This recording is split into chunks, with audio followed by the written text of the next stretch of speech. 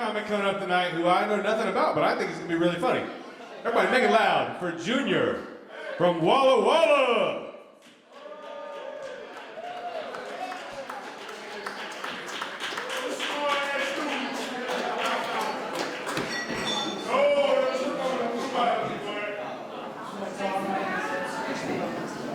Don't worry, y'all drinks aren't waste. I am Black Man from Walla Walla. How y'all doing? Y'all doing good? Hey, I'm not gonna lie. Since I came to Oregon, y'all the least strung out crowd I've ever seen. Like, least strung out group of people. Last time I was in Portland, I saw someone walk in and they ordered crack on the rocks. I'm like, you can't even get that anywhere. And y'all better laugh. It's Black History Month, so y'all gotta laugh from, like, regardless. So, anyway, I do drugs as well. I do, consume edibles a little bit. But the thing that kind of irritates me about edibles is the fact that they're always made of like tasty treats, like pastries and stuff. Y'all see me, I'm 274 pounds. That should be good. It's like, imagine you about to come to the comedy night, right? Out here in south of Portland. And you with your boys, you're like, you know what? Let me stop by the smoke shop. Let me give me a nice little, edible. You're gonna get your little cookie, double chocolate mocha with some marshmallow melted on top, and it says only eat 1/4 of the cookie. Who eats 1/4 of a cookie? And you know what's so crazy? Is that every time someone bakes, it's always the best baker that makes edibles. So you take that first bite, you just suck in your teeth because it's all stuck in the crevices and stuff. And then you just look at it again, it's like you just took one bite. I need to take another. Let me just at least let me even it out, right? Let me take another. So now, okay, cool. I ain't gonna do too much, right? I'm not gonna do too much. I take this, put it in my pocket, I go home. You know what I'm saying? About to get ready to go with my boys. About to see some comedians come out here, whatever. But this ain't funny. To you, they laughing. So look, now you at the crib, you getting ready. This right when the edible, first of all, who here is high right now? So y'all know what I'm talking about. Who here has been high? I'm telling God on all y'all. But regardless, so y'all know when y'all high and you at home, you start, you getting ready, you take a shower, that shower start feeling good. You brushing your teeth, you never felt your teeth being brushed just amazing before. You start moisturizing, you're so sensual while you moisturizing. Till you get that phone call like, bro, hurry up. We about to leave right now. Cool. This is when you're like, oh shit, I'm high as fuck. Like I'm high as fuck. But I'm gonna pretend like I'm not because I win this mental battle, right? I'm winning this battle against the motherfucking weed. You feel me? So you focus and you getting ready, you get dressed, you hop in the car, you driving and shit, and then all of a sudden, like, you get the munchies.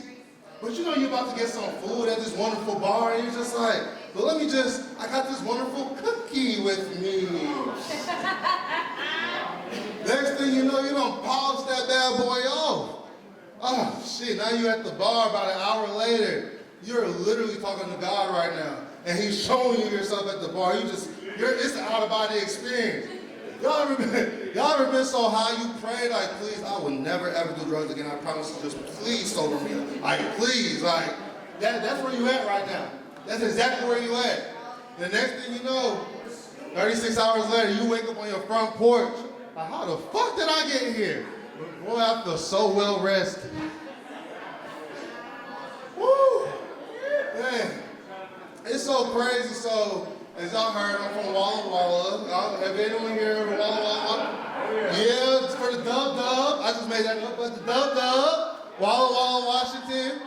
So, it's funny, truthfully, I just moved to Walla Walla from Atlanta, Georgia, like 6 months ago. And so, being, as y'all can tell, I'm black. So, and Walla Walla doesn't have too many of us. And so, like, when you're black in a non-black area, you always feel like you gotta, like, let them know that you're not that type of black, but You ain't the black guy I can mess with either. Like, you know what I'm saying? You feel what I'm saying? You trying to find that medium ground. And so just to let them know, you start sliding your accomplishments in like mini conversations. Like, for example, you're at the airport and y'all plane is delayed. You just talking to someone random. You're like, yeah, man, this flight delay is pissing me off, but you know, my degree wasn't delayed. I graduated early. Matter of fact, I got 2 degrees and I got a master's in public health, and that master's is telling me that this delayed flight is fucking up the people's health, okay? But you didn't even have to say that. But you have to let them know, like, hey, bro, I'm good. You know I'm good. Like, you at the grocery store and you like talking to the cashier for the produce, and you're just like, yeah, man, you know, your produce is really fresh. Like, you know, I own a house, actually. I own property, and on my property, I plan on growing produce this. Why did you have to say that? You could have just said, bro, I love y'all vegetables. But no, you gotta let them know, right? But it's all good, man. I love everybody. I moved around my whole life. Nigeria, Canada, Wisconsin, Texas, Atlanta. So, right, who's from Texas? Anybody here from Texas? I heard of North Kakalaki out here. Okay. Anybody from Canada? DC, baby. East, Northeast? Okay. And can I safely assume no one here is from Nigeria? Like, no one? Okay. Hey, look, don't go to Sheridan. So, you know what's so crazy? So if you look at me, you wouldn't be able to tell, but I actually used to be a middle school science teacher. For sure. So I used to teach science and I coach. You know what? Football, head girls basketball coach, head girls track coach. You know, I'm all about unity and all that shit. So, you know, I did all of that. But the crazy thing is, I lost my job. Mm-hmm. Y'all want to know how I lost my job? Yes.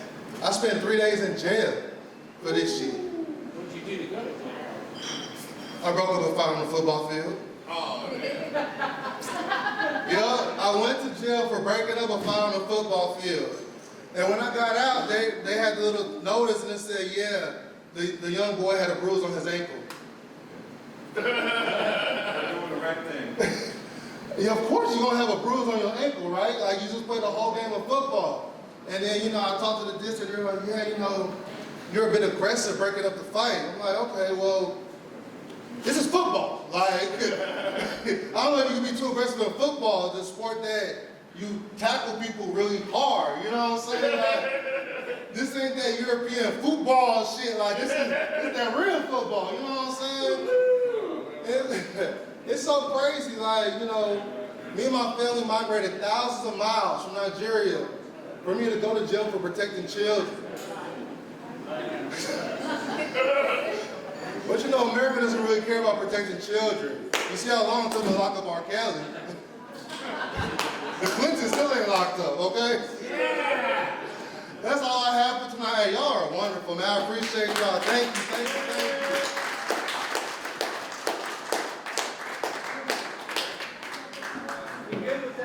Give it up for Junior from Walla Walla. Appreciate you joining us tonight, Junior.